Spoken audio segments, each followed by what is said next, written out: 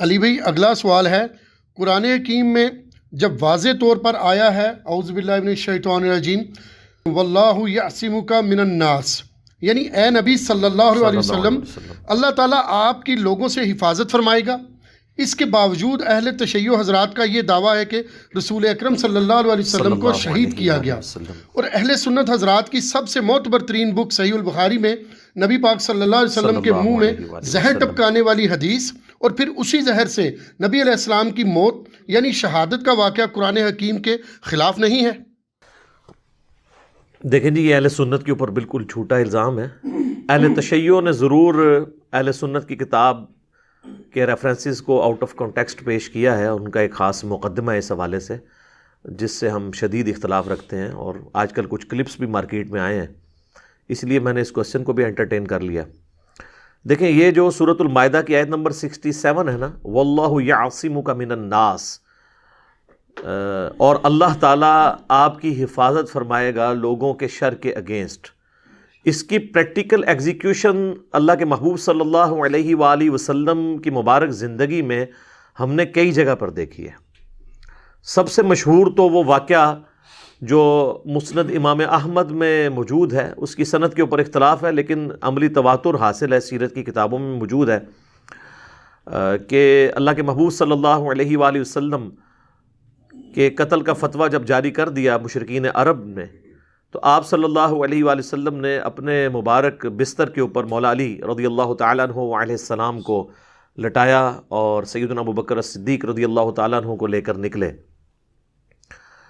اور مولا علی کی ڈیوٹی لگائی کہ وہ امانتیں واپس کر کے تشریف لائیں گے مدینہ شریف۔ تو حالانکہ اس گھر کے باہر وہ سارے قبائل کے لوگ تلواریں لے کر کھڑے تھے، لیکن اللہ تعالیٰ نے انہی میں سے نبی علیہ السلام کو گزارا، اور ایسی ان کی آنکھوں کے اوپر پردہ پڑا کہ وہ نبی صلی اللہ علیہ وآلہ وسلم کو نقصان نہیں پہنچا سکے۔ واللہ یعصمک من الناس، اللہ تعالیٰ نے حفاظت کی ہے۔ اس کے بعد جب نبی صلی اللہ علیہ وآلہ وسلم ہجرت کے لیے جا رہے تھے تو راستے میں پہلے غار ثور کے اندر 3 دن کے لیے آپ رکے۔ میں نے اس غار کی زیارت بھی کی ہوئی ہے۔ اس پہاڑ پہ چڑھنا آج کے دور میں بھی، جبکہ کافی راستے بھی بنا دیے ہیں، سیڑھیاں بھی ہیں، 1.5 سے پونے 2 گھنٹے کی ایکٹیویٹی ہے ابھی بھی ایک جوان بندے کے لیے بھی۔ غار حرا تو آسانی سے آپ پہنچ جاتے ہیں، غار ثور تو اکثر لوگ جاتے ہی نہیں ہیں، وہ اتنا مشکل ہے۔ ایک دفعہ میں نے الحمدللہ وہاں پر سعادت حاصل کی ہے، تو اس واقعے کا ذکر تو ایون قرآن حکیم میں موجود ہے۔ سورہ التوبہ کی آیت نمبر 40 کے اندر اللہ تعالیٰ نے باقاعدہ اس واقعے کو کوٹ کیا ہے، جو اللہ تعالیٰ نے اسپیشل پروٹیکشن فرمائی تھی اپنے محبوب صلی اللہ علیہ وآلہ وسلم کی۔ اِلَّا تَنْصُرُوهُ، اگر تم نبی صلی اللہ علیہ وآلہ وسلم کی مدد نہیں کرو گے نا اے ان کے ساتھیوں، فَقَدْ نَصَرَهُ اللَّهُ إِذْ أَخْرَجَهُ الَّذِينَ كَفَرُوا، تو بے شک اللہ تعالیٰ تو ان کی مدد فرما چکا ہے جب کافروں نے ان کو وہاں سے نکلنے پر مجبور کیا اور نکال دیا مکے کی سرزمین سے۔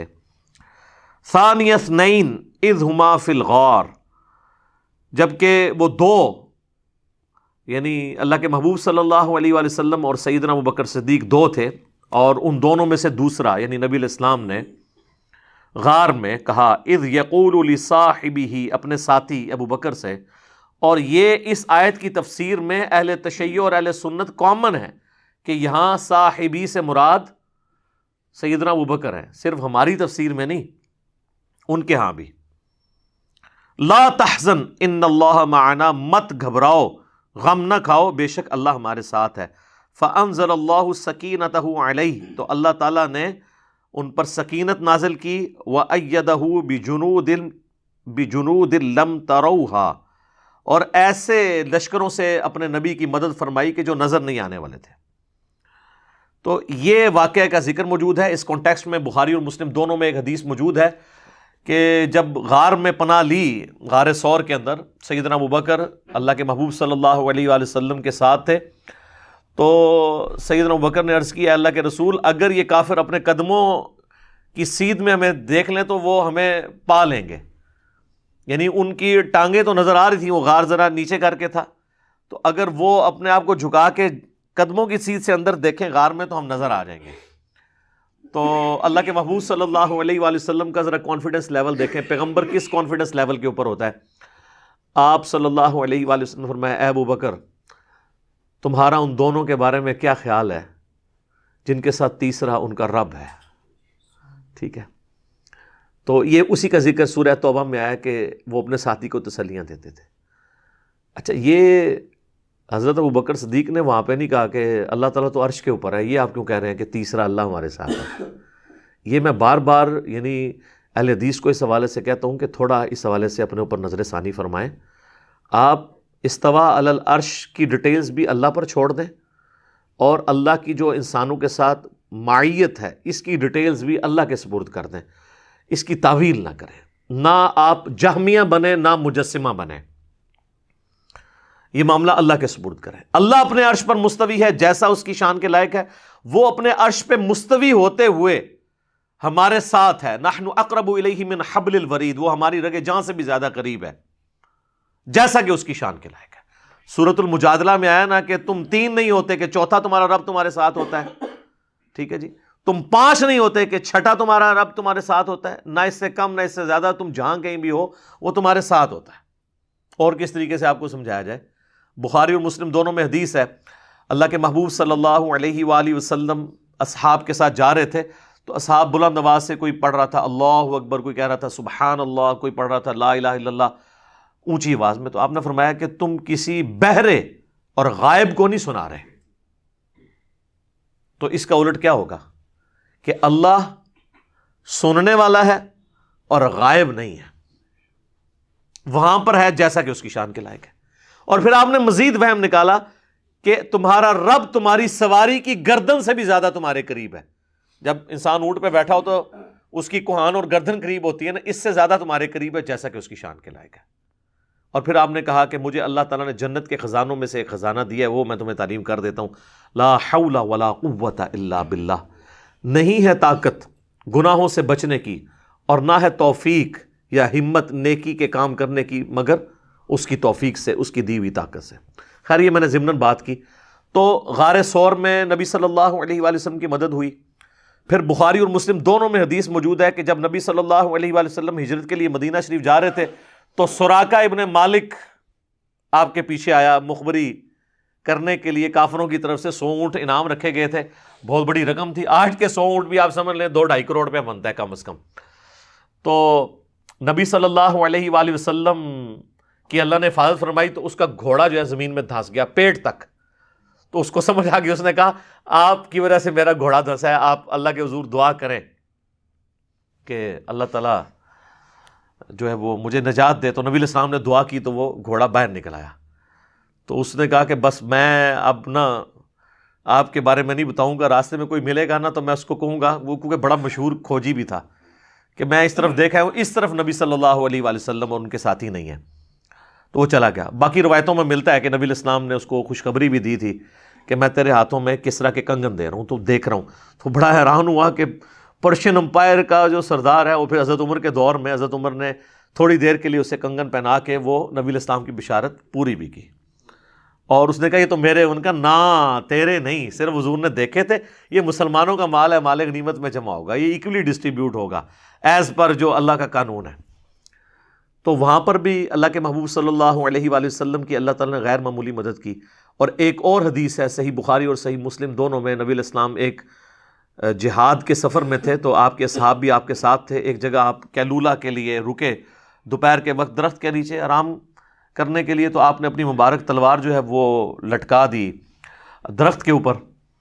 تو ایک پینڈو کوئی عربی شخص آیا, اس نے وہ تلوار اتاری اور نبی علیہ السلام کے اوپر سونت لی اور کہا کہ اے محمد اب تجھے میرے ہاتھوں سے کون بچائے گا. سر یہ موت کو اتنا قریب دیکھ کے تو نبی علیہ السلام فرمایا اللہ بچائے گا. ٹھیک ہے نا.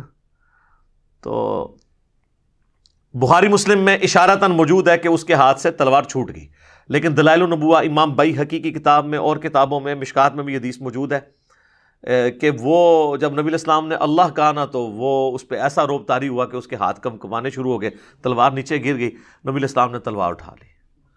آپ فرمایا اب تجھے کون میرے ہاتھوں سے بچائے گا. تو وہ پھر منت سماجت پہ اتر آیا، اس نے کہا کہ آپ تو عفو درگزر کرنے والے ہیں. تو نبی علیہ السلام فرمایا تو گواہی نہیں دیتا کہ میں اللہ کا پیغمبر ہوں؟ تو اس نے کہا نہیں یا رسول اللہ. اس پہ تو حالانکہ غصہ ہونا چاہیے تھا نبی علیہ السلام نے، پھر بھی آپ فرمایا ٹھیک ہے جاؤ میں نے تجھے امان دی. ٹھیک ہے، تو یہ نبی علیہ السلام کی حفاظت اللہ تعالیٰ نے کئی موقعوں پہ، اور میں سمجھتا ہوں کہ سب سے بڑی ایکٹیویٹی جو نبی علیہ السلام پہ پرفارم ہوئی ہے نا اس حوالے سے، وہ ہے جو آپ کے ساتھیوں میں چھپے ہوئے منافقین نے آپ کے اوپر قاتلانہ حملہ کیا ہے غزوہ تبوک سے واپسی پہ.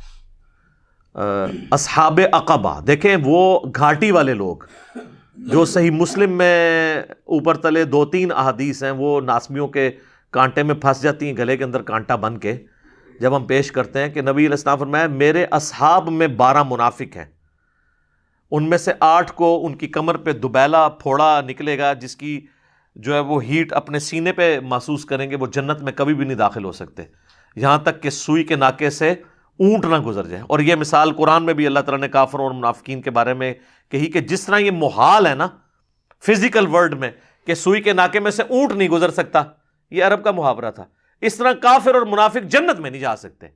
اس کا یہ مطلب نہیں کہ بھئی اللہ نہیں گزار سکتا، مراد یہ کہ تمہارے فزیکل ورلڈ میں جس طرح یہ امپاسبل ہے نا، یہ چیز امپاسبل ہے کہ منافق اور کافر جنت میں چلا جائے. تو وہ 12 منافقین جو ہیں ان کے نام صحیح بخاری میں آتا ہے، حذیفہ ابن یمان کو نبی صلی اللہ علیہ وآلہ وسلم نے بتائے تھے. حذیفہ ابن یمان کو اس لیے بتائے کہ مسند امام احمد کے اندر حدیث موجود ہے کہ حضرت عمار ابن یاسر اور حذیفہ ابن یمان نے نبی علیہ السلام کی جان بچائی تھی اپنی جان پر کھیل کر منافقین کے اگینسٹ. اور اس کا ذکر سورہ التوبہ کی آیت نمبر 74 کے اندر موجود ہے باقاعدہ. یہ نبی علیہ السلام پہ جو قاتلانہ حملہ ہوا تھا نا، اس کا ذکر اللہ تعالیٰ نے قرآن میں فرمایا ہے. یہ کوئی چھوٹی ایکٹیویٹی نہیں ہے، نبی علیہ السلام کی زندگی کی چند بڑی ایکٹیویٹیز جو آپ پہ پرفارم ہوئی. اللہ تعالیٰ نے فرمایا یحلفون باللہ ما قالوا، وہ جو کچھ کہتے ہیں نا منافقین، اس پہ پردہ ڈالنے کے لیے اللہ کی جھوٹی قسمیں کھاتے ہیں. وَلَقَدْ قَالُوا كَلِمَةَ الْكُفْرِ وَكَفَرُوا بَعْدَ إِسْلَامِهِمْ، جبکہ یہ کئی ایک دفعہ جو ہے وہ کلمات کفر بک چکے ہیں اور اسلام لانے کے بعد کافر ہو گئے ہیں. وَهَمُّوا بِمَا لَمْ يَنَالُوا، اور انہوں نے وہ کچھ کرنے کی کوشش کی جس پہ یہ قدرت نہ پا سکے. اس کے کانٹیکسٹ میں حافظ ابن کثیر یہ لے کے آئے ہیں کہ یہ غزوہ تبوک پہ جو حضور علیہ السلام پہ قاتلانہ حملہ ہوا تھا، غزوہ تبوک سے واپسی پہ، جس کی پوری ڈیٹیل مسند امام احمد میں ہے، صحیح مسلم میں بھی کچھ حصہ موجود ہے 12 منافقین والا. ان کے نام میں نے آپ کو نہیں بتانے کہ کن کن کی موت دوبیلا پھوڑے سے ہوئی، یہ آپ نے انہی سے پوچھنا ہے، اور پوچھیں گے تو ان کے منہ سے جھاگ چھوٹے گی کیونکہ ان کو پتہ ہے کس کس کی موت ہوئی. میں نہیں بتاتا، یہ کوئی اسلام کی کوئی بنیاد نہیں ہے، وہ مر کھپ کے اللہ کے پاس پہنچ چکے ہیں، اب اس میں سے کیا نکالنا ہے. اصل چیز یہ ہے کہ نبی علیہ السلام کے اوپر یہ ایکٹیویٹی انہوں نے پرفارم کی. تو حافظ ابن کثیر نے سورہ التوبہ کی آیت نمبر 74 کے کانٹیکسٹ میں نا پوری وہ ڈیٹیل حدیث مسند امام احمد کی، صحیح مسلم کی کہ 12 منافقین ہیں، تو اس میں مسند احمد کی حدیث میں موجود ہے جب نبی علیہ السلام واپس آ رہے تھے تو وہ آپ کے اصحاب میں ہی وہ گھندے ہوئے تھے لوگ، 30,000 جو لڑنے کے لیے گئے تھے. انہوں نے پلان کیا کہ واپسی پہ ایک تنگ گھاٹی تھی اور اس میں سے ایک وقت میں ایک ہی سواری گزر سکتی تھی، تو انہوں نے یعنی یہ ارادہ کیا کہ جب حضور وہاں سے گزر رہے ہوں تو آپ کے اونٹ کو ہم ہانک کرنا آپ کو بلندی سے نیچے گرا دیں گے، نعوذ باللہ من ذالک. بس وہ اینڈ ٹائم کے اوپر حضرت حذیفہ ابن یمان اور عمار ابن یاسر وہ ساتھ ساتھ تھے، کیونکہ مولا علی نہیں تھے نا. وہ تو بخاری مسلم میں حدیث ہے نا، تبوک کے موقع پر مولا علی کو بچوں اور عورتوں پہ حضور نے چھوڑا تو وہ رونا شروع ہو گیا کہ کبھی کسی جنگ میں حضور سے الگ نہیں رہا. تو حضور نے اتنی بڑی فضیلت فرمائی کہ کیا تو اس پہ راضی نہیں ہے کہ تیری میرے ساتھ وہی نسبت ہے جو ہارون کی موسیٰ کے ساتھ، مگر میرے بعد کوئی نبی نہیں. تو وہ حضور کی پروٹیکشن کے لیے ہر وقت مولا علی تو سائے کی طرح ساتھ رہتے تھے. تو سر مولا علی نہیں تھا، عمار ابن یاسر تو تھے نا. سر پتہ چلا عمار کون ہے ہم، اور حذیفہ ابن یمان، ان دونوں نے نا ان سے لڑ کے نا حضور علیہ السلام کی سواری کو بچا لیا. اور ادھر حذیفہ ابن یمان کو حضور نے فرمایا تھا کہ مجھے پتہ ہے یہ کون لوگ ہیں جنہوں نے میرے پہ قاتلانہ حملہ کیا ہے، لیکن یہ تیرے میرے درمیان راز رہے گا، میں تجھے ان کے نام بتا دیتا ہوں. تو حذیفہ ابن یمان کو نبی علیہ السلام نے ان 12 منافقین کے نام بتا دیے تھے، اور انہی کا وہ ٹولہ تھا جنہوں نے مسجد درار بنا لی تھی. اردو میں ہم زرار کہتے ہیں، عربی میں مسجد درار کا ذکر بھی سورہ توبہ میں موجود ہے. نبی علیہ السلام کو اللہ تعالیٰ نے حکمن کہا کہ یہاں پہ آپ نے جانا نہیں ہے اور کبھی اس مسجد میں کھڑے بھی نہیں ہونا، الٹا وہ مسجد جو ہے جلوا دی گئی. حالانکہ وہ مسجد تھی لیکن چونکہ منافقین نے سازش کے لیے بنائی تھی، یہ تو کنکلوڈ کر بیٹھے تھے کہ نبی علیہ السلام تو اب رومن امپائر سے ٹکرانے گئے ہیں، دنیا کی سپر پاور، تو یہ تو واپس نہیں آئیں گے، تو ہم اپنا مرکز شفٹ کر لیں گے مسجد درار، اور یہ بنی بنائی ایک سٹیج ہمیں مل جائے گی. لیکن هو الذی ارسل رسولہ بالہدی ودین الحق لیظہرہ علی الدین کلہ ولو کرہ المشرکون. وہی اللہ ہے جس نے الہدا یعنی قرآن اور دین حق کے ساتھ اپنے نبی صلی اللہ علیہ وآلہ وسلم کو مبعوث کیا تاکہ تمام ادیان پہ اسے غالب کر دے. صلاۃ بر محمد و آل محمد، اللہم صلی علی محمد و علی آل محمد. تو نبی علیہ السلام واپس آ گئے. سورہ توبہ تو پوری کمنٹری ہے غزوہ تبوک سے پہلے کے حالات اور بعد کے. سر وہ تو آج پڑھتے ہیں نا، یقین کرے اللہ تعالیٰ کی جو اس میں لینگویج ہے اور جو ڈانٹ ڈپٹ ہے، بندہ کانپ اٹھتا ہے. میرا مسئلہ 96 اس کے اوپر دیکھ لیں، عظمت صحابہ، رد المنافقین اور سنی شیعہ کے اختلاف کا تحقیقی جائزہ. تو نبی علیہ السلام کے اصحاب میں یہ لوگ موجود تھے جنہوں نے حضور کی وفات کے بعد پھر اس قسم کے گل کھلائے کہ بخاری مسلم میں حدیث ہے کہ میرے حوض کوثر پہ میرے اصحاب میں سے لوگ لائے جائیں گے، میں ان کو پہچانتا ہوں گا، تو میرے ان کے درمیان ایک آڑ قائم کر دی جائے گی، حوض کوثر نہیں پلانے دیا جائے گا، اور مجھے بتایا جائے گا کہ آپ کے بعد یہ دین سے الٹے قدم پھر گئے تھے. تو میں کہوں گا سحقاً سحقاً لمن غیر بعدی، ان پر پھٹکار ہو، کو مجھ سے دور کر دو جنہوں نے میرے بعد میرے دین کو بدل دیا. اور صحیح بخاری میں الفاظ ہیں، یہ وہ لوگ تھے جو حضرت ابوبکر صدیق کے زمانے میں مرتد ہو گئے، اور ان کے خلاف حضرت ابوبکر صدیق رضی اللہ تعالیٰ عنہ نے قتال کیا. تو حضرت ابوبکر کے زمانے میں جو مرتد ہو جائے اور پہلے وہ مسلمان ہو، تو وہ بریلوی دیوبندی اہل حدیث شیعہ ہوتا ہے یا قانوناً صحابی ہوتا ہے؟ صحابی. وہ کہتے ہیں نہیں جب وہ مرتد ہو گیا تو صحابی تو نہ رہا. تو ہم کب کہہ رہے ہیں وہ صحابی رہ گیا؟ حضور کی زندگی تک تو صحابی تھا نا. آپ ہی کہتے ہیں نا جس نے ایک نظر بھی دیکھا. تو آپ صحابی کی ڈیفینیشن اہل سنت کے بڑے علماء سے ہی سمجھ لیں کیا ہے. صرف دیکھا نہیں، دیکھا، حضور کی صحبت کی اور مرتے دم تک ایمان پر قائم رہا، ادر وے وہ صحابی نہیں ہوگا. سنن دارمی میں حدیث موجود ہے، نبی علیہ السلام اذا جاء نصر اللہ والفتح تلاوت کی جا رہی تھی، تو آپ نے فرمایا کہ جس طرح گروہ در گروہ دین میں داخل ہو رہے ہیں نا لوگ، میرے مرنے کے بعد گروہ در گروہ لوگ دین سے نکل بھی جائیں گے. حضور کو پہلے ہی پتا تھا کہ یہ بعد میں کام ڈالنا ہے. لیکن یہ روافظ کا یہ کہنا کہ معاذ اللہ اس میں یہ سیدنا ابوبکر، عمر، عثمان یہ لوگ شامل ہیں، نعوذ باللہ، ایسا نہیں ہے. یہ لوگ تو پوری زندگی پیشن کے ساتھ نبی علیہ السلام کے ساتھ اٹیچ رہے، اور بعد میں بھی ان کے سرٹیفکیٹ ان کو کسی رافضی عالم سے لینے کی ضرورت نہیں ہے. مولا علی کا سرٹیفکیٹ ان کے ساتھ ہے. اور میں نے تو نہج البلاغہ سے کتنے خطبے مولا علی کے پیش کیے ہیں پچھلے دنوں، جب حضرت ابوبکر صدیق کی گستاخی کی ہے غالی رافضی نے، تو وہ تو میں نے نہج البلاغہ شیعہ کی کتاب سے پیش کیے ہیں کہ وہ پولیٹیکل اختلاف اپنی جگہ، بہرحال کفر اور اسلام کا مسئلہ نہیں تھا. ہاں بعد میں جنگ جمل صفین نہروان کے معاملے میں ہم سمجھتے ہیں مولا علی کے ساتھ زیادتی کی گئی ہے، ہم اس میں ان کے ساتھ کھڑے ہیں، بلکہ سب سے زیادہ دفاع تو اسی پلیٹ فارم سے ہو رہا ہے اللہ کے فضل سے. تو نبی علیہ السلام کو اللہ تعالیٰ نے تبوک سے واپسی پہ بھی اس قاتلانہ حملے میں بچا لیا. تو یہ ہر جگہ اللہ تعالیٰ نے حفاظت کی ہے. سورۃ المجادلہ میں کیٹاگوریکلی آیا ہے کتب اللہ لأغلبن انا ورسلی، اللہ تعالیٰ نے یہ ڈیسٹنی میں طے کر دیا ہے کہ میرے رسول اور میں ہی غالب رہیں گے. رسولوں کو اسپیشل پروٹیکشن ہوتی ہے.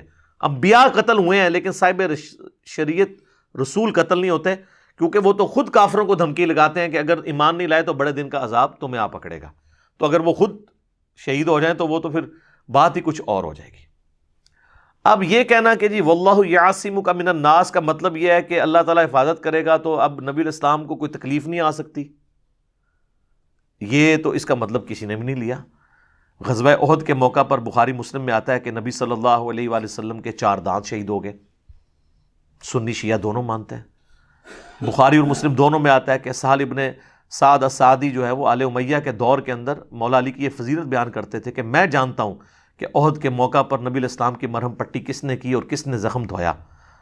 وہ کہتے ہیں کہ مولا علی ڈھال کو الٹا کر کے اس میں پانی لے کے آئے اور سیدہ فاطمہ اس پانی سے دھوتی تھی زخم، اور جب خون نہیں رکتا تھا تو راکھ کاٹن کے کپڑے کی جلا کے انہوں نے وہاں رکھی تو نبی علیہ السلام کا خون رکا.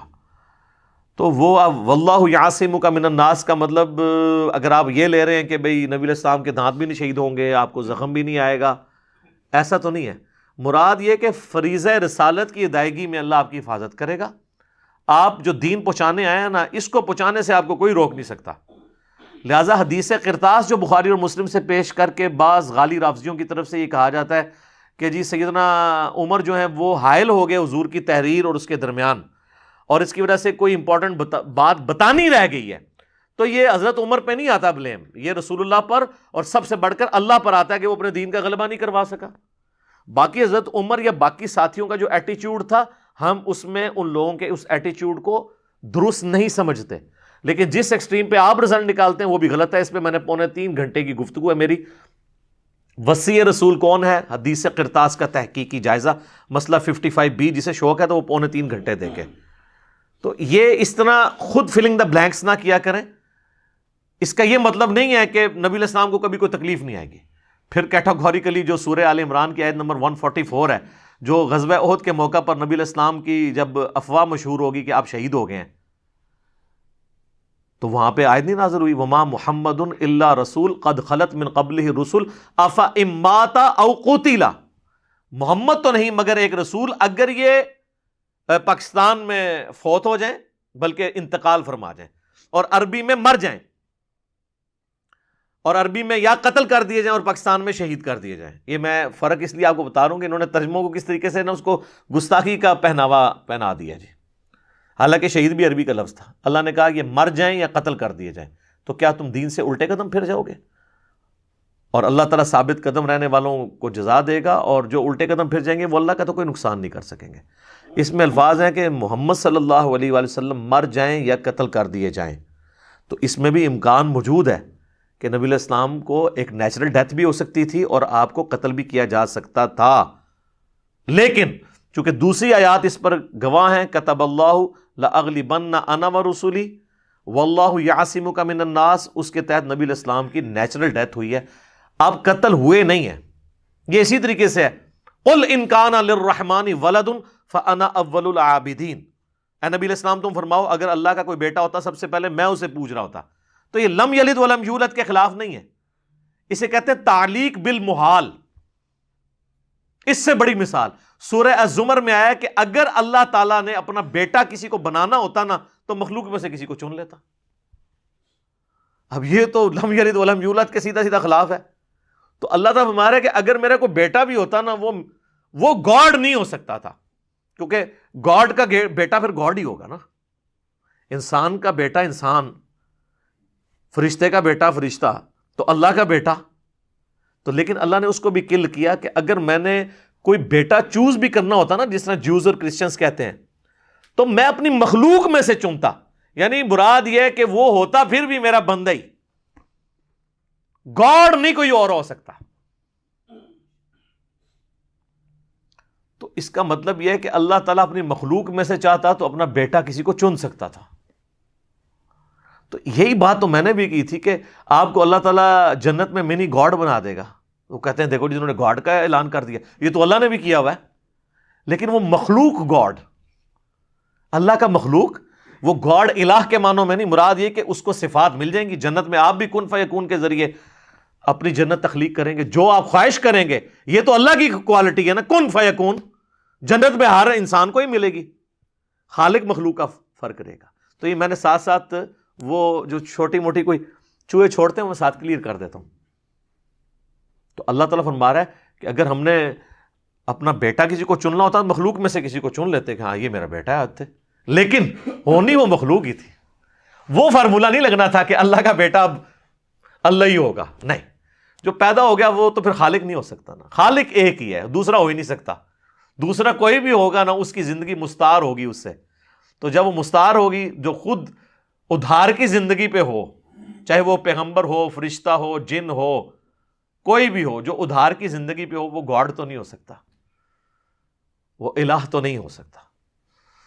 تو یہ اللہ تبارک و تعالیٰ نے نبی علیہ السلام کے بارے میں فرمایا، لیکن یہ حفاظت کی، یہ سمجھانے کے لیے تھا کہ اگر مر جائیں یا قتل کر دیے جائیں، آپ قتل نہیں ہوئے لیکن آپ کی خواہش ضرور تھی۔ صحیح بخاری اور صحیح مسلم دونوں میں حدیث ہے، نبی علیہ السلام نے فرمایا اللہ کی قسم میری خواہش ہے کہ میں اللہ کی راہ میں قتل کیا جاؤں، پھر زندہ کیا جاؤں، پھر قتل کیا جاؤں، پھر زندہ کیا جاؤں، پھر قتل کیا جاؤں، پھر زندہ کیا جاؤں، پھر قتل کیا جاؤں۔ اب اتنی جب کوئی خواہش 4 دفعہ قتل ہونے کی کر رہا ہو، اور دوسری طرف اللہ کا وہ قانون قدرت، کتب اللہ لاغلبن انا ورسلی واللہ یعصمک من الناس، اب اس کے درمیان اللہ نے ایک آپٹیمل سولوشن نکال دیا کہ نبی علیہ السلام کو آنرری طور پر نیچرل ڈیتھ کے ساتھ اس چیز کو جوڑ دیا۔ وہ صحیح بخاری میں موجود ہے کہ ہم عائشہ کہتی ہیں کہ نبی علیہ السلام اپنی بیماری کے دنوں میں جس میں آپ کی وفات ہوئی مجھ سے کہا کرتے تھے کہ اے عائشہ، وہ خیبر کے موقع پر جو مجھے زہر دیا گیا تھا وہ مسلسل 4 سال تک مجھے تکلیف دیتا رہا، حتیٰ کہ اب وہ میری رگیں کاٹ رہا ہے۔ ویسے مجھے آپ ایمانداری سے بتائیں، زہر جب تازہ تازہ دیا جاتا ہے اس وقت اثر کرتا ہے نا، بعد میں تو اس کا اثر وقت کے ساتھ خود ہی ختم ہو جاتا ہے۔ ایون جو چھوٹا موٹا سانپ کا بھی آپ ڈستے ہیں نا تو آہستہ آہستہ آپ کا وہ جو امیونٹی سسٹم ہے اس کو ریکور کر لیتا ہے۔ یہ 4 سال بعد کیوں رگ کاٹ رہا ہے؟ پہلے تو نہیں کاٹ رہا، پہلے حضور نے کہا مجھے ہلکی ہلکی ہوتی تھی، 4 سال بعد زیادہ ہو گئی۔ یہ حضور کی خواہش پوری کی کہ اس زہر کے اثر کو اللہ نے بڑھا کر آپ کی نیچرل ڈیتھ کو شہادت کی ڈیتھ میں کنورٹ کر دیا، کسی بندے نے نہیں مارا۔ اور یہ پورا واقعہ صحیح بخاری میں موجود ہے کہ غزوہ خیبر کے موقع پر ایک یہودیہ نے حضور کی دعوت کی اور اس نے کھانے میں زہر ملا دیا۔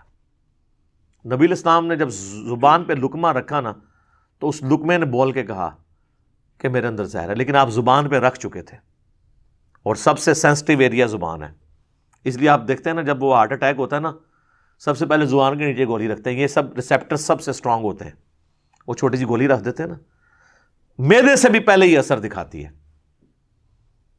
تو وہ اثر نبی علیہ السلام پہ ہوا، اور ابو داؤد میں تو پوری ڈیٹیل ہے، کئی صحابہ شہید بھی ہو گئے وہ کھانے کی وجہ سے۔ اب میں ایک سوال کرتا ہوں، مجھے بتائیں اگر اللہ کے نبی کو پہلے پتا ہوتا اس میں زہر تھا تو آپ اپنے صحابہ کو اس طرح قتل ہونے دیتے سامنے؟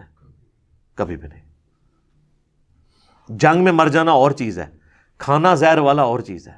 نبی علیہ السلام پہ واجب ہوتا کہ بتاتے، آپ کو بھی نہیں پتا چلا، آپ نے جب زبان پہ رکھا اللہ کا معجزہ ظاہر ہوا کہ وہ بوٹی بولی کہ میرے اندر زہر ہے آپ مجھے نہ کھائیں، آپ نے تھوک دیا، لیکن کچھ اصحاب کھا چکے تھے، ابو داؤد میں آتا ہے وہ شہید ہو گئے۔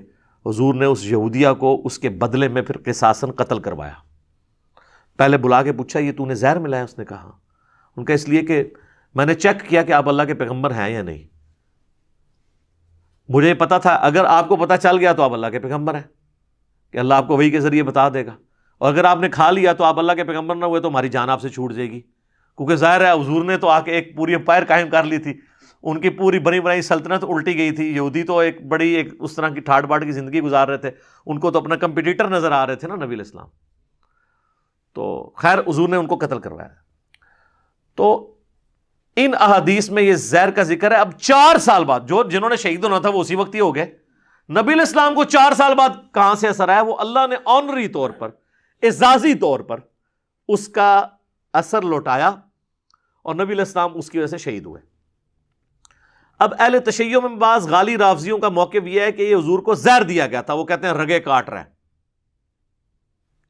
اچھا یہاں پہ میں آپ کو بتاؤں جو ایتھیسٹ ہے نا اور نان مسلم اور کرسچنز، انہوں نے اس کا اور مطلب لیا ہے، وہ کہتے ہیں نہیں سورۃ الحاقہ کی آیت نمبر 44 آن ورڈ ہے کہ اگر یہ نبی ہم پر کوئی ایسی بات کہہ دیتے جو ہم نے ان کو وحی نہیں کی تو ہم ان کو قوت سے پکڑ کے ان کی شارک کاٹ دیتے۔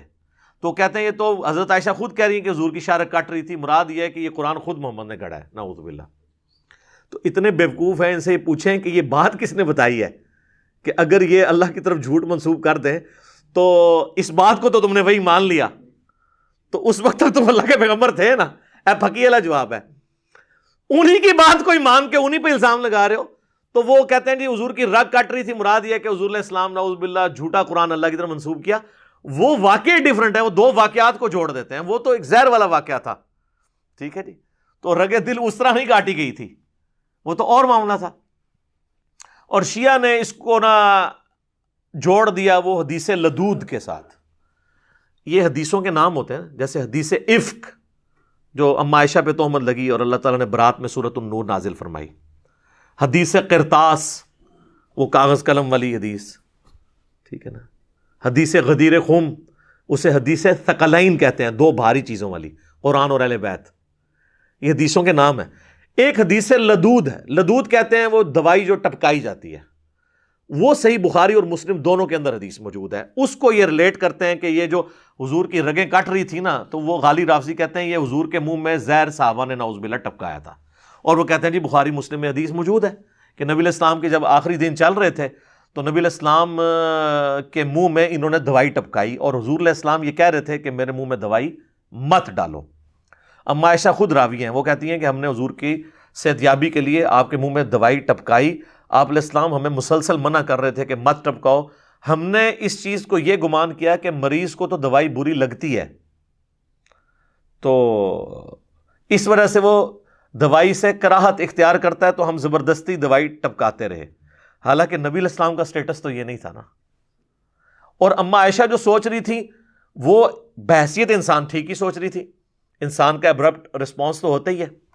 تو نبی علیہ السلام سپیشیز میں تو انسان تھے نا، مرتبے میں تو کوئی جن، کوئی فرشتہ، کوئی پیغمبر ان کے مرتبے کا نہیں ہے. لیکن ظاہر ہے کہ جب آپ کو دکھ پہنچتا تھا آنسو آپ کے بھی نکلتے تھے، مولا حسین کے لیے نہیں نکلے، ٹھیک ہے. اور جب آپ کو غزوہ احد میں زخم لگا تو خون بھی نکلتا تھا. تو آپ کا رسپانس تو انسانوں والا تھا. تو اما عائشہ کہتی ہیں ہم نے کہا کہ وہ بیمار آدمی تو کہتا ہی ہے نا دوائی مجھے اچھی نہیں لگتی، ہم ٹپکاتے رہے.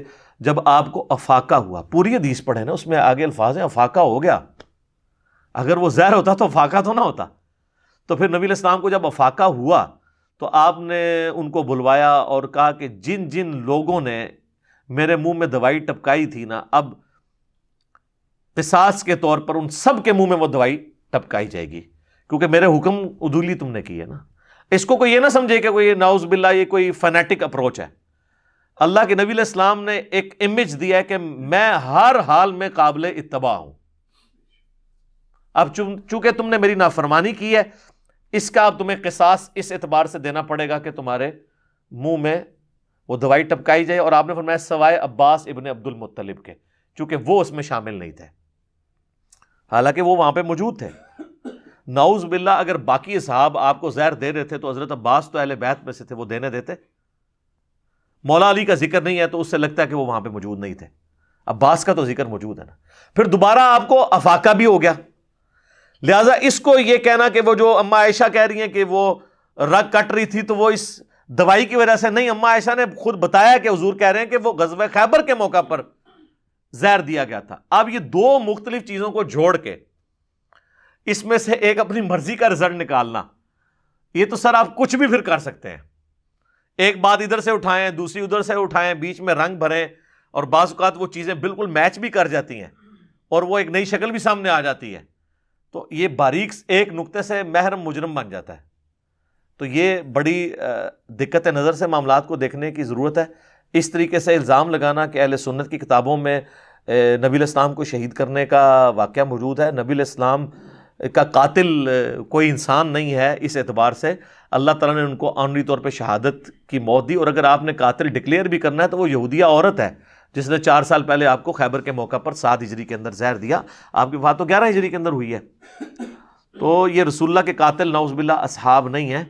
اور باقی یہاں پہ میں ایڈ بھی کر دوں، بعض لوگ صحیح بخاری اور مسلم سے وہ حدیث بھی لیتے ہیں کہ حضرت اسامہ ابن زید کی سرکردگی میں حضور نے جو لشکر روانہ کیا تھا اس میں سینئر صحابہ بھی تھے اور انہوں نے اس چیز کو برا سمجھا. ظاہر ہے عرب قبائلی سسٹم تھا ایک، وہ چھوٹے بچے کی عمارت کو اچھا نہیں سمجھتے تھے انسانی حیثیت سے. حضور علیہ السلام نے پھر خطبہ دیا اور فرمایا اس سے پہلے تم نے زید ابن حارثہ کی اوپر بھی اس طریقے سے نہیں کانفیڈنس شو کیا تھا کہ وہ ایک مطلب غلام خاندان سے غلام زادہ ہے، تو حالانکہ وہ اس کا اہل تھا اور یہ بھی اہل ہے. اور پھر اصحاب خاموش ہو گئے. اور بہرحال وہ اسی دوران حضور علیہ السلام کی ڈیتھ ہو گئی تو وہ کہتے ہیں اس میں پھر رنگ بھرتے ہیں. وہ کہتے ہیں جی وہ سارے صحاب نعوذ باللہ حضور کی وفات کا انتظار کر رہے تھے، اسی لیے وہ اس لشکر میں ساتھ نہیں جا رہے تھے، لشکر کو ڈیلے کرتے جا رہے تھے. حضور بھیج رہے تھے اور وہ جانا نہیں چاہتے تھے. پھر حضور علیہ السلام فوت ہوئے ہیں تو پھر یہ خلافت کا سقیفہ بنی ساعدہ والا، اس پہ میری یوٹیوب پہ علیحدہ سے ویڈیو ہے سیدہ فاطمہ کا قاتل کون. تو میں نے اس میں بتایا یار یہ جھوٹے الزام اس طریقے سے نہ لگائیں. جو مسئلہ مس ہینڈل ہوا ہے ہم اس کو مانتے ہیں، لیکن جس طرح آپ نے اس کو پریزنٹ کیا ہے، آپ سے مراد غالی شیعہ نے، وہ اس طریقے سے نہیں تھا. تو وہ کہتے ہیں جی وہ اصحاب کو چاہیے تھا کہ بھئی وہ چلے جاتے، اگر اصحاب چلے گئے ہوتے تو پھر حضرت علی پیچھے سے خلیفہ بن جاتے، کیونکہ حضرت ابوبکر عمر بھی اس لشکر اسامہ میں شامل تھے، وہ ادھر گئے ہوتے تو پیچھے لوگوں نے ان کو چن لینا تھا. بھئی یہ اللہ کی مرضی، کس کو چنوانا ہے کس کو نہیں. نبی علیہ السلام کے اس دین کو اللہ نے لاوارث نہیں چھوڑا ہوا، اللہ تعالیٰ اس کی حفاظت فرمانے والا ہے.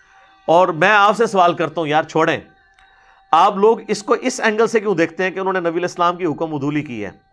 آپ اس چیز کو نبی علیہ السلام سے ان کی عقیدت کے طور پہ کیوں نہیں دیکھتے جو ہم دیکھتے ہیں؟ سر آپ کی ماں باپ بالکل قریب المرگ ہوں، آپ تو اپنے آفس سے چھٹی بھی نہ مل رہی ہو تو آپ اپنی جاب بھی چھوڑ دیں گے. کتنے لوگ ہیں جاب چھوڑ کے آ جاتے ہیں کہ یار یہ تو موقع ہے. اور ہم ماں باپ کے ساتھ تو ہماری وہ عقیدت ہی نہیں جو صحابہ کرام کی حضور کے ساتھ تھی. ان کی کبھی یہ خواہش نہیں تھی کہ ان کی غیر موجودگی میں حضور کی ڈیتھ ہوتی. وہ حضور کی محبت میں ڈیلے کر رہے تھے کہ کہیں حضور فوت نہ ہو جائیں نا، ہم ان کے جنازے میں شامل نہ ہوں، ہم آپ کا آخری دیدار نہ کر سکیں. تو ان کے لیے تو ایک تکلیف دہ چیز تھی نا. تو ان کو نظر آ رہا تھا کہ حضور علیہ السلام کا آخری وقت قریب ہے، اور حضور کو بھی پتا تھا. ورنہ تو اور آپ دیکھیں حضرت ابوبکر صدیق جس طرح خلیفہ بنے ہیں، پہلا ایگزیکٹو آرڈر یہ جاری کیا ہے کہ لشکر اسامہ روانہ کیا جائے. ادھر پھر حضرت عمر نے مخالفت کی حضرت ابوبکر کی کہ یہ بچہ ہے، آپ کسی سینے کو لگا لیں. ہوئے ہوئے ہوئے. حضرت ابوبکر نے کہا کہ عمر، جس کو رسول اللہ نے امیر بنایا تو مجھے یہ مشورہ دے رہا ہے کہ میں اس کو ہٹا کے کسی اور کو امیر بناؤں؟ یہ تو ہو ہی نہیں سکتا کہ رسول اللہ نے جس کو امیر بنایا میں اس کو ہٹاؤں. سر یہ جب کمٹمنٹ کا لیول ہو تو پھر اس طرح سٹوری میں رنگ بھر کے ایک بندے کی پوری زندگی کو زیرو سے ملٹیپلائی کرنا. چند واقعات، آپ کا غصہ بنو امیہ پہ ہے، وہ ہمارا بھی ہے، وہ آپ ضرور نکالیں، لیکن بنو امیہ کی سزا حضرت ابوبکر، عمر اور عثمان کو تو نہ دیں. حضرت عثمان کی پوری زندگی قربانیوں سے عبارت ہے. چند ایک جگہ مس ہینڈلنگ کا مطلب نہیں کہ کسی کی زندگی کو زیرو سے ملٹیپلائی کر دیا جائے. تو یہ حدیث لدود سے یہ جو کہتے تھے نا کہ رسول اللہ کا قاتل نعوذ باللہ جو ہے وہ اصحاب رسول ہیں نعوذ باللہ، جنہوں نے پوری زندگی حضور کے لیے قربانیاں دی ہیں. چلیں وہ تو چھوڑ دیں، حضور کی وفات کے بعد رومن اور پرشین امپائر یہ کو فرشتوں نے تو آ کے نہیں الٹی، انہیں جانثار صحابہ نے الٹی ہے نا. آخری وقت تک وہ قائم رہے. ٹھیک ہے جی، مرتد تو نہیں ہوئے، مرتدین کے خلاف سارا قتال انہوں نے کیا ہے. اور سب سے بڑھ کر مولا علی کا سرٹیفکیٹ ان سب کے لیے ہے. جہاں پہ خرابی ہوئی ہے، مولا علی نے 63 سال کی عمر میں جا کے تلوار اٹھائی ہے. 20 میں 25-30 سال آپ نے تلوار نہیں اٹھائی. ایک بندہ بوڑھے وقت میں دوبارہ تلوار اٹھا رہا ہے، اس کو نظر آیا کہ اب معاملہ خراب ہوا ہے. وہ 25-30 سال جو تھے اس معاملے کو درست سمجھتے تھے. تو اس طرح رنگ میں بھانگنا ڈالا کریں. میری یوٹیوب پہ حال ہی میں ایک ویڈیو ریکارڈ ہوئی ہے، آلموسٹ 3 لاکھ سے زیادہ لوگ وہ دیکھ چکے ہیں. یہ آصف الوی کی حضرت ابوبکر صدیق کی شان میں گستاخی. اس میں نے نہج البلاغہ سے 7 خطبات پیش کیے ہیں اہل تشیع کی کتاب سے. ایک ایک چیز میں نے HD کیمرے میں دکھائی ہے، وہ دیکھیں. ہم یہ سمجھتے ہیں جتنا شیعہ کا مقدمہ درست ہے وہ اسی تک رہیں، ایکسٹریم پہ نہ جائیں. اور اہل سنت بھی خام خواہ جو ہے سچائی پہ پردہ ڈال کے ان کو موقع نہ دیں کہ وہ پھر آپ کی سچی بات کو بھی ماننے کے لیے تیار نہ ہو. اس لیے ہم نے تو دونوں سے اعلان برات کر دیا. کیوں؟ کیونکہ نہ میں وابی نہ میں بابی، میں ہوں مسلم علمی کتابیں. ہم کتابوں کو فالو کرتے ہیں. مرنے سے پہلے اے مسلمان کر لیں اس پہ غور، کتابوں کا خدا اور ہے، بابوں کا خدا اور. ٹھیک ہوگا جی.